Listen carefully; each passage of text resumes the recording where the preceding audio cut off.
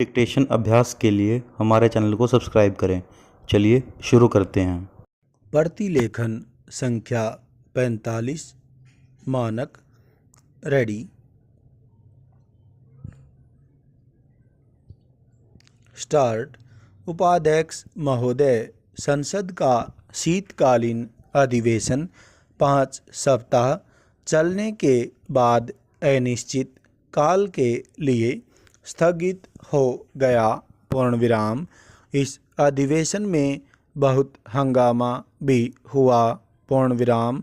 इस अधिवेशन के दौरान संसद ने देश की खाद्य स्थिति, मूल्य वृद्धि, विदेश नीति, CIA की गतिविधि तथा देश के अंदरूनी मामलों में उसका हस्तक्षेप इत्यादि अनेक महत्वपूर्ण विषयों पर विचार किया और इसके साथ साथ कुछ महत्वपूर्ण विधेयक भी पारित किए, जिसमें विवादास्पद मुल्की नियम विधेयक भी पारित किया गया। पूर्णविराम। लोकसभा में इस विधेयक पर काफ़ी विवाद उठा। पूर्णविराम। इससे पहले जब सरकार ने इस विधेयक को सदन में पेश करना चाहा तो संवैधानिक व कानूनी आधार पर विपक्ष ने इसका प्रबल विरोध किया और विधेयक को पेश नहीं होने दिया था। पूर्णविराम। वास्तव में विपक्ष ने इस संबंध में जो तर्क पेश किए वे काफ़ी जानदार थे।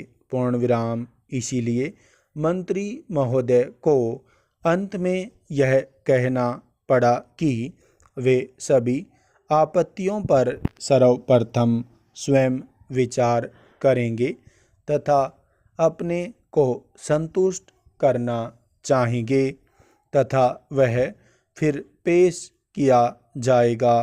पूर्णविराम। अंततोगत्वा विधेयक पेश करने की कार्यवाही को स्थगित करना पड़ा। पूर्णविराम।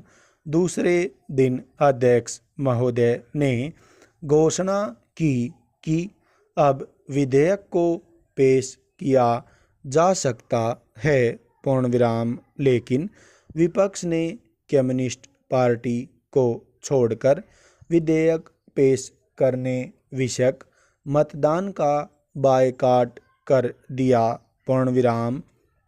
फिर जब इस विधेयक पर विचार शुरू हुआ तो संगठन कांग्रेस और स्वतंत्र पार्टी ने विचार का यह कहकर बहिष्कार कर दिया कि सरकार ने इस विधेयक को लाने में बहुत जल्दबाजी की है और सदस्यों को इस पर सोचने का अधिक अवसर नहीं दिया।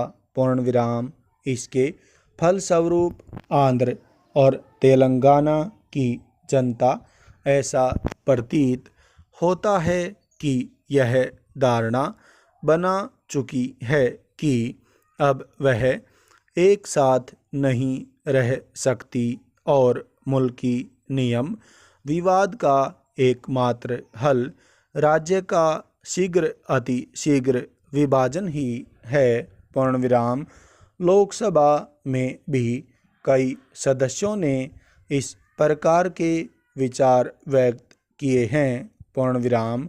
इसलिए मुल्की नियम विधेयक के पारित होने और इस विषय में प्रधानमंत्री की घोषणा से कि आंध्र का विभाजन नहीं किया जाएगा लोगों को निराशा होगी और इसके साथ ही साथ उनकी प्रतिक्रिया भी रोषपूर्ण होगी। पूर्णविराम। यह स्वाभाविक भी है। पूर्णविराम। लेकिन अगर इसको व्यापक राष्ट्रीय हित के दृष्टिकोण से देखा जाए तो प्रधानमंत्री की यह घोषणा सर्वथा स्वागत योग्य है तथा इस पर पूरी तरह से अमल किया जाना चाहिए।